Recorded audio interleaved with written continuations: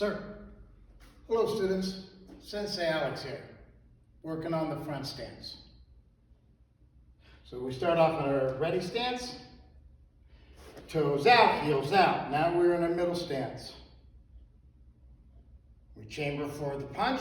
We're going to step forward into our left front stance, middle punch kia. Hey!